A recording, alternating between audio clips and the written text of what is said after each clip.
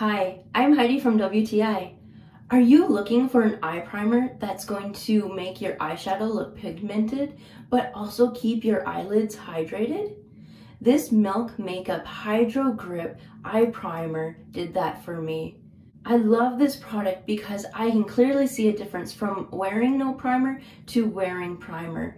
The pigmentation is definitely there. And by the end of the day, it still looks fresh.